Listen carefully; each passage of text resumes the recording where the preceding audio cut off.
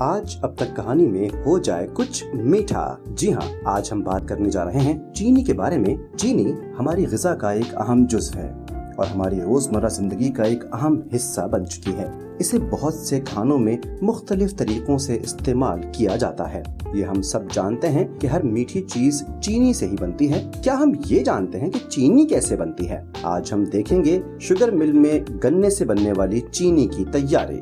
دور حاضر میں گنے کی سب سے زیادہ کاشت انڈیا میں ہوتی ہے۔ پاکستان گنے کی کاشت کے لحاظ سے دنیا کا 5واں جبکہ چینی کی پیداوار کے حساب سے دنیا کا 15واں ملک ہے۔ تو آئیے طے کرتے ہیں گنے سے چینی تک کا سفر۔ سب سے پہلے مرحلے میں چینی بنانے کے لیے قدرتی مٹھاس کی ضرورت ہوتی ہے جو گنے سے حاصل ہوتی ہے۔ گنے کی فصل کو ہارویسٹ مشین کے ذریعے کاٹ کر شوگر مل تک لایا جاتا ہے، جہاں چاپر مشینوں میں ڈالنے کے بعد اس کے چھوٹے چھوٹے پیس ہوتے ہیں تاکہ انہیں نچوڑنے کے بعد زیادہ سے زیادہ رس نکالا جا سکے۔ گنے کے ٹکڑوں کو نچوڑنے کے لیے ایک کرشر میں ڈالا جاتا ہے جس کی بدولت گنے کا رس اور چھلکا الگ ہو جاتا ہے، یعنی گنا فائبر میں تبدیل ہو جاتا ہے اور اس حاصل کرنے کے لیے ملنگ ٹینڈر میں ڈال دیا جاتا ہے، اور یہ عمل متعدد بار ہوتا ہے تاکہ رس کا ایک قطرہ بھی ضائع نہ ہو۔ ملنگ ٹینڈر گنے کا رس نکالنے کے بعد گنے کی بقایا جات کو الگ کر دیتا ہے جو بعد میں ایندھن کے طور پر استعمال ہوتا ہے۔ اب اس رس کو چھان کر پروسیس ہاؤس میں بھیج دیتے ہیں جہاں گنے کے رس کو 75 ڈگری پر گرم کرتے ہیں اور اس میں چونے کا محلول یعنی ملک آف لائم ملایا جاتا ہے۔ اس عمل میں 6 گھنٹے لگتے ہیں۔ اس عمل کو الکلائزیشن کہتے ہیں۔ اس کیمیائی عمل کے ذریعے گنے کی تیزابیت کم ہو کے اس کی پی ایچ تعداد کم ہو جاتی ہے۔ الکلائزیشن سے رس کا رنگ براؤن سے پیلا ہو جاتا ہے اور رس کو مزید شفاف کرنے کے لیے اس رس کو تقریباً 104 ڈگری پر گرم کر کے کلیریفائر میں ڈالتے ہیں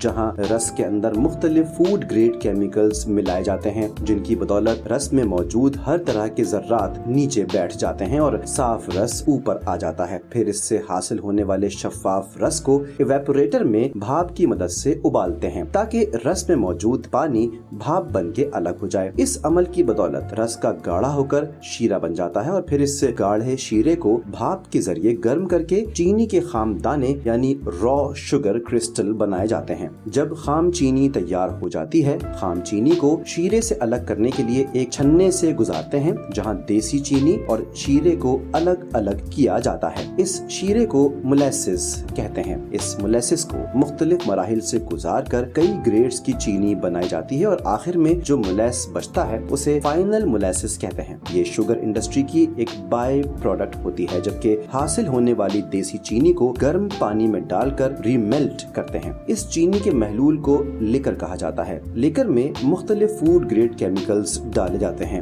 تاکہ چینی کی رنگت سفید ہو جائے۔ پھر اس دیسی چینی کو چھان کر مختلف کثافتوں سے پاک کرتے ہیں۔ حاصل ہونے والی سفید چینی کو گرم ہوا والے ڈرائر سے گزارتے ہیں تاکہ چینی میں سے نمی کے تناسب کو کم کیا جا سکے۔ اس فائنل چینی کے دانوں کو مختلف چھنی کے سائزر سے گزار کر الگ الگ کر لیا جاتا ہے۔ باریک اور موٹے دانے والی چینی کو الگ الگ کر کے چینی کو 1000 کلو کے بیگز میں بھر دیا جاتا ہے جس کے بعد ان بیگز کو لفٹر کی مدد سے مین ورکر اسمبلی تک پہنچایا جاتا ہے۔